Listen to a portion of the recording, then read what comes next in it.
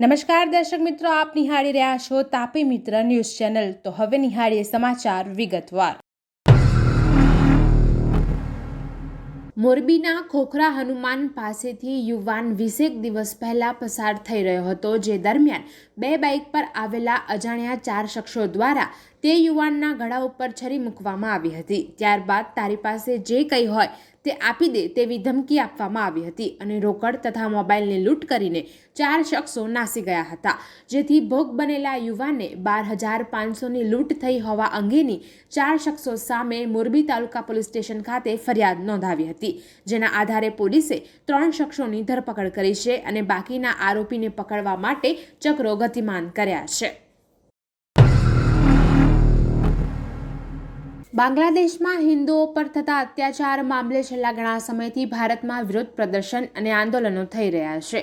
ત્યારે અમદાવાદ શહેરમાં હિન્દુ હિતરક્ષક સમિતિ, ભારતીય જનતા પાર્ટી અને અમદાવાદ મ્યુનિસિપલ કોર્પોરેશને સાથે મળીને વલ્લભ સદન રિવરફ્રન્ટ ખાતે વિશાળ માનવ સાંકળનું આયોજન કરવામાં આવ્યું હતું। સવારના 8:30 થી 9:15 સુધી વલ્લભ સદનથી ઉસ્માનપુરા રિવરફ્રન્ટ પાર્ક સુધી માનવ સાંકળ રચાઈ હતી। ખાસ સભાનું પણ આયોજન કરવામાં આવ્યું હતું।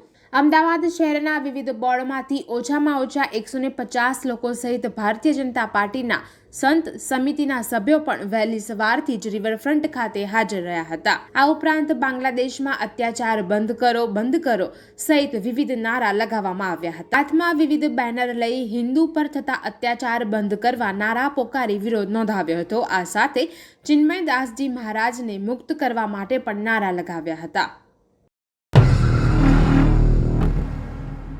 વડોદરા શહેરના પાણીગેટ દરવાજા પાસે આવેલ MGVCLની કચેરી પાસે પાણીની લાઇનમાં ભંગાણ સર્જાતા મુખ્ય માર્ગ ઉપર પાણી ફરી વળતા ચોમાસાની ઋતુ જેવો માહોલ સર્જાયો હતો, તો બીજી તરફ પીવાના શુદ્ધ પાણીનો વેડફાટ પણ થયો હતો।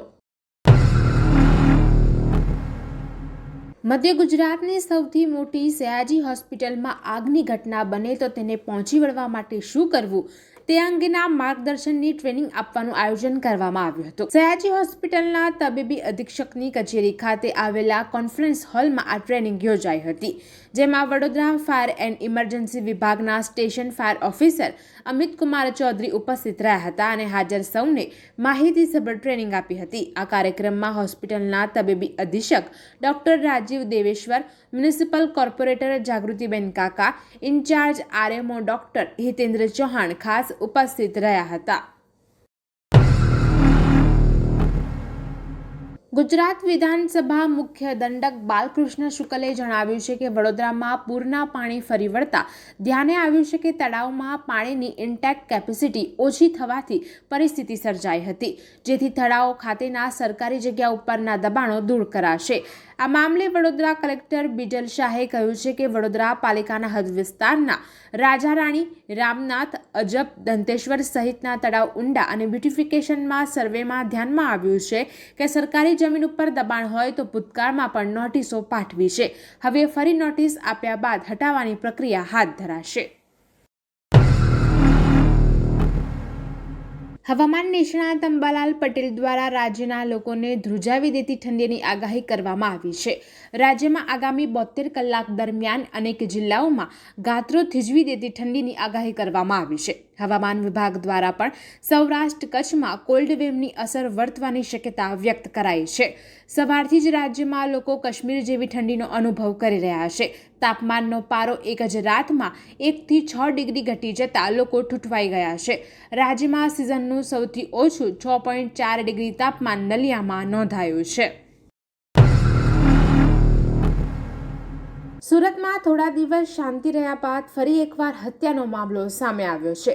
શહેરના ઉગના વિસ્તારમાં વાહન પાર્ક કરવા જેવી સામાન્ય બાબતે એક શખ્સે વેપારીને ચપ્પુના ધડાધડ 10 ઘા ઝીકી હત્યા નિપજાવતા ચકચાર મચી છે। હત્યાનો આ હચમચાવતો બનાવ નજીકમાં લાગેલા CCTVમાં કેદ થયો હતો, જેમાં આરોપી માત્ર 10 સેકન્ડમાં જ વેપારીને ચપ્પુના 10 ઘા મારતો નજરે પડી રહ્યો છે। લોકોએ હિંમત કરી આરોપીને લોહી નીતરતા ચપ્પુ સાથે ઝડપી પાડી પોલીસને હવાલે કર્યો હતો। પોલીસે આરોપીને ઝડપી વધુ તપાસ હાથ ધરી છે। આરોપી સામે ભૂતકાળમાં 1 થી વધુ ગુનાઓ નોંધાયેલા હોવાનું પ્રાથમિક તપાસમાં સામે આવ્યું છે। બાંગ્લાદેશમાં સુરતની સાડી સળગાવી ભારત સાથે વેપાર બંધ કરવાની ચીમકી અપાઈ હતી. બાંગ્લાદેશની આ હરકત સામે સુરતના કાપડિયા વેપારીઓમાં રોષ જોવા મળ્યો છે. સુરતના દિલ્હી ગેટ ખાતે આવેલ જાપાન માર્કેટ બહાર વેપારીઓ દ્વારા ઉગ્ર વિરોધ કરાયો હતો. વેપારીઓએ બાંગ્લાદેશના ઝંડાના પોસ્ટર સળગાવી વિરોધ કર્યો હતો. બાંગ્લાદેશના નેતા રાહુલ કબીર રિઝવીએ સુરતની સાડી સળગાવવાનું કૃત્ય કર્યું હતું. વેપારીઓએ રાહુલ કબીર રિઝવી અને બાંગ્લાદેશના ઝંડાના પોસ્ટર સળગાવીને વિરોધ કર્યો હતો. બાંગ્લાદેશ વિરુદ્ધ સૂત્રોચ્ચાર કરી ભારે રોષ ઠાલવ્યો હતો. સુરતના ડિંડોલીમાં ભાજપ નેતા દ્વારા ફાયરિંગ મામલે આરોપી ઉમેશ તિવારીનું પોલીસ દ્વારા સરઘસ કાઢવામાં આવ્યું હતું. આરોપીને સાથે રાખી ઘટનાનું રિકન્સ્ટ્રક્શન કરવામાં આવ્યું હતું. ડિંડોલી પોલીસે ભાજપ નેતા આરોપી ઉમેશ તિવારીને કાયદાનું ભાન કરાવ્યું હતું. જે વિસ્તારમાં લગ્ન પ્રસંગ દરમિયાન ફાયરિંગ કર્યું હતું તે સ્થળે સરઘસ કાઢવામાં આવ્યું હતું. આરોપી ઉમેશ તિવારીએ 3 રાઉન્ડ હવામાં ફાયરિંગ કર્યું હતું. જ્યારે હોસ્ટેલમાં રિવોલ્વર મૂકવા જતા વધુ 2 રાઉન્ડ ફાયરિંગને કારણે 2 લોકો ઇજાગ્રસ્ત થયા હતા. યુપીની જેમ શેખી મારવા જતા ભાજપ નેતાની ધરપકડ કરવામાં આવી છે. સુરતના વરાછા વિસ્તારમાં લૂંટેરી દુલ્હને 2 લોકોને ભોગ બનાવ્યા હોવાનો કિસ્સો સામે આવ્યો છે. જેમાં વરાછા વિસ્તારમાં રહેતા રવજી રૂપારેલિયા ભોગ બન્યા છે. જેમાં કાપોદ્રા વિસ્તારમાં રહેતા વિપુલ મહેતાએ યુવતીના ફોટો બતાવ્યો હોવાનું જાણવામાં આવ્યું છે. જે બાદ વિપુલે દલાલ સંજય ગાબાણી સાથે તેમની મુલાકાત કરાવી હતી અને લગ્નની સાથે પરિવાર પાસેથી રોકડા 60,000 લીધા હતા. ત્યારબાદ દલાલ સંજય અને તેની પત્ની યુવતીને લઈ ગયા બાદ યુવતી પરત ન આવી હતી. તેમજ કુલ 1,20,000 અને દાગીના કપડાં સહિત 1,47,000 પડાવી લીધા હોવાનું સામે આવ્યું હતું. ત્યારબાદ વિપુલે રાજપીપળાની કન્યાના ફોટો અન્ય હિંમતભાઈને બતાવ્યા અને તેના પુત્ર રોમિત સાથે આજ મુજબ સગાઈ કરી. સગાઈ સમયે 1 લાખ રૂપિયા દુલ્હનના પરિવારને આપવામાં આવ્યા હતા. જે બાદ યુવતીના પરિવાર સાથે કોઈ સંપર્ક ન થતા પોલીસ ફરિયાદ નોંધાવવામાં આવી છે. હાલ પોલીસે યુવતીની શોધખોળ શરૂ કરી છે.